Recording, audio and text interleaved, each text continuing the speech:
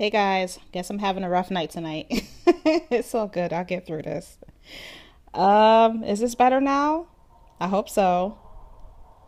Anywho, Dillis Davis, Motivational Guru here, speaker, author, founder and creator of the Sip and Chat movement. I'm here talking about the steps on releasing toxic living, toxic thinking, toxic speaking, toxic everything. Hey guys, thank you so much for joining once again. It's going to be a short topic, but it's going to be fun. Take notes. I'm going to give you steps on how I went through releasing toxic anything from my life. I'm still working on that today because nobody's perfect. We're all human beings, and we all fall short in life, and it happens. Here I am. Hi guys. So I'll start. It's already 7 minutes into 9 o'clock. So, steps on releasing toxic behaviors, thoughts, words, and actions. It's a process. Yes, it is. You're absolutely right. You were taught toxic living from parents and generation before you. True or not? Yes, I believe so. When you've been through traumatic experiences that taint you into thinking you are not worthy, and that is where your toxic living begins. For some people, not all. Most people. My toxic living began after being abused at an early age, and it tainted me in such a way that I thought being toxic was love. Yes, no? You agree, you don't agree? Cratchit joins, or K Ratchet. Okay. I love these names on Periscope. So this is the way I was being toxic. I was toxic in how I spoke. No one will love me. I'm damaged. I won't amount to anything. I come with lots of baggage. That's what I spoke when I was talking about being toxic, how I was being toxic. I thought I wasn't lovable. I thought I wasn't worthy. I thought I wasn't special. I thought I was not important at all. Like I had nothing to offer this world. And that was me speaking toxic. I was toxic in my thinking. I thought that I was dumb, naive. I had no concept of life, no concept of self. You speak it, you become it. Exactly, Louisa. You speak it, you become it. Wise words from a wise lady. I thought that I told myself, and I thought in my head I didn't love myself enough. I was scared of change. I was uncomfortable being in my own skin. So my thought of being toxic was that I wasn't pretty, I wasn't beautiful. While looking at myself in the mirror, all I saw was just, ugh.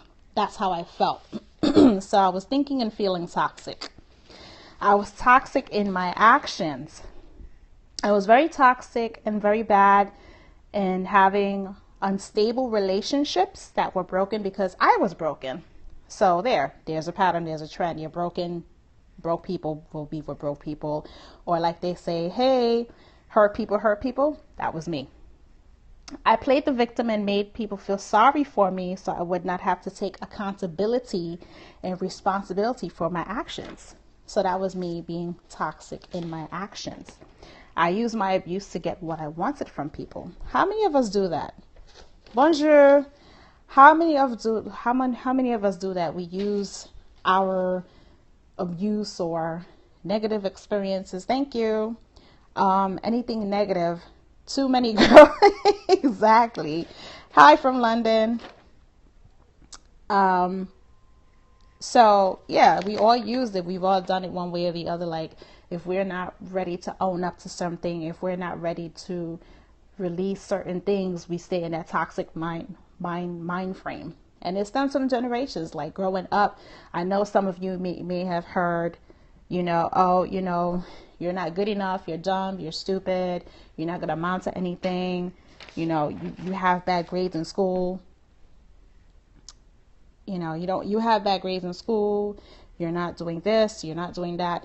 And that played over and over and over and over and over again. That was toxic thinking.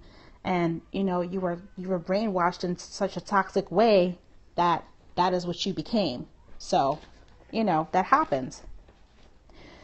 So here are steps I took that you might use for yourself to pretty much release toxic living, speaking, acting, thinking, feeling. Come to terms with accepting. I had to come to terms with troll alert. I got your back. Yep. I'm blocking them as they come in. Came in. I had to come to terms with being abused, and that being abused was not my fault and I didn't deserve it. Embracing and accepting that I deserved good things in life, that I deserved amazing, beautiful things to happen to me in my life. And so I had to flip the way I thought. I had to flip the way I spoke. So instead of saying, I will try, which I'm still working on, I always say, I am doing, I'm not trying. I will leap and take risk and positive thinking and positive living. And that's what I started doing. I started practicing positive thinking. I'm worthy, valuable, important, all that good stuff that comes with it. Amazing, brilliant. God loves me. The universe loves me. All these great things. Because the more you are positive in thinking and speaking, the more you attract positive things. Yes? Sometimes you'll attract negative, but then you can always go back into the positive. I stopped waiting for the other shoe to drop when things went wrong and realized it was part of life. Shit happens. It will happen, but it doesn't mean it's going to stay there. It's only temporary. It's not permanent. And there's a lesson to be said behind it. Whenever something happens, there's a message, there's a lesson. Go with it. I stopped playing the victim and became honest about my shit and who I am. It's always a choice. Awareness is the key. Exactly. Be alert, aware, and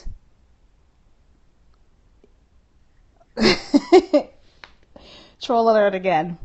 Stop making excuses. I had to stop making excuses to why I held myself back from living an abundant life. A lot of people hold themselves back so much, and that's another form of toxic behavior and action, is when you hold yourself back and you get into your own way of knowing that you have the potential and the ability to do anything you want to do, create opportunities, create possibilities within yourself in order to bring forth into the world what it is that you are what you are manifesting. See, learning how to use that, stop using that word try. I stopped calling myself stupid and replaced it with amazing and beautiful. Like I said before, positive speaking is positive thinking. I got out of unstable and bad relationships with family, friends, and men. So, here's the part. There are so many toxic people that can be in your life, from your mom to your dad to your grandma to your uncle to your aunt to your cousins, sisters, brothers, whoever the case may be, people that you absolutely love and adore and you know, have relationships with. They're so toxic. Create your own beliefs. Everything you want is available. Yes, it is. You're absolutely right. And I quote Luisa Otero. Wonderful.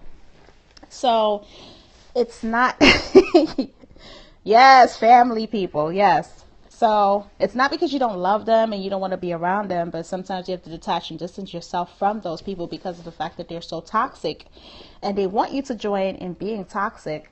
Hi, honey. I'm not toxic. My husband said he's not toxic. No, he's not. 9 years later, we're not toxic. But like I was saying with that beautiful interruption, Louisa says, hey, doll. Hey, He's so sweet. But when it comes to just people around you that you're surrounded by, sometimes you have to I say detach.com, .net, .org. Just detach, and don't feel guilty about it either, because of the fact that it's not serving you any purpose. If they're not bringing no value into your life and you can't benefit anything to them in their lives, it makes no sense to be around them in no way, shape, or form. So, yeah. Keep your distance from toxic people. Don't try to have them guilt you into like, oh my God, you know, you're not the same person that you used to be, and you weren't raised like that, and how dare you not speak to me, blah, blah, blah. Those are your choices. Those are your choices. You have the right to say, you know what, I don't want to have that type of energy in my life.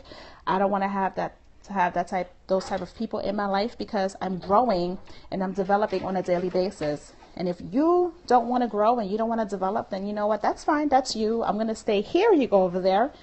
And that's all. So take those toxic people out of your life. Trust me, I've done it. I have a PhD in detaching.com. My husband can tell you. I built up my character and integrity in knowing that I am great enough. Be great enough, be amazing, be wonderful within yourself. Look for your own validation, not from the validation of others, which can be actually also toxic.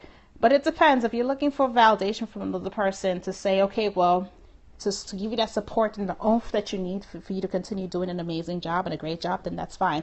But if you're looking for validation for others, for them to continue beating you down instead of building you up, then it doesn't make any sense.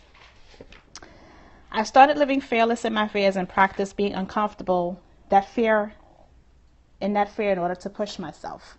So I'm always afraid all the time to do things, but I do them anyway because I'm the kind of person that says if I shoulda, coulda, woulda, when I'm on my deathbed, that's what I'm gonna say. So might as well, I don't live with that regret like, damn, I should have did this and I should have did that. I'm just gonna go ahead and I'm gonna do it. So that comes with don't look to others. Nope, you can't look to others. That comes with toxic thinking. If you're saying, okay, what can go wrong as opposed to what can go right, then that's you putting that out there into the universe or speaking it into existence like Louisa just said. I allowed my husband to display unconditional love without waiting for the other shoe to drop. Loving the red lipstick. Thank you. Loving that red lipstick, girl. Sorry. Oh, no, thank you. This is Mac Ruby Woo. Never distracting. So allow other people to love you unconditionally. That's beautiful. It's not toxic. If you're allowing other people to, like I said, break you down and be negative towards you and tell you that, you know, they don't see you're going to be successful because they're jealous of you, envious because they don't have the balls or the strength or the knowledge to go out there and be go-getters like you to do the things that you need to do. So embrace that love. That's not toxic. Love is beautiful. I stopped worrying about the baggage I carried and replaced it with creating opportunities for myself. Can I ask a question? Of course you can always ask a question. What's your question, Louisa Otero? Hi, Ashley Ray. Badass coach. I love when Louisa asks questions because she makes me think. Hey, boo. She makes me think and... Oh, this is a long question. But there's something behind this question. So go ahead. How can someone change their old behaviors? I think they have to look into themselves and see whatever patterns is going on. Like, say, for instance, if you're the person that people are always like, okay, well, you know, I don't like being around you because you're negative. I don't like being around you because of whatever reason. And if it's a continuous pattern and you keep hearing that over and over and over and over again, then there's something that you need to do to change whatever behavior or however you're speaking or thinking. And you have to take accountability and ownership of that and try to figure out what it is that you need to change about that. Or the people that love you unconditionally and care about you, if they keep telling you the same thing over and over, then eventually something has to click in your head to say, okay, well, you know, shit, like, am I really doing that? Am I really saying that? Or something that I've done before with a couple of like family members and stuff, I would just record them in action when they're acting up or they're talking stupid mess, and I would play it and be like, this is what you sound like. Exactly what you sound like.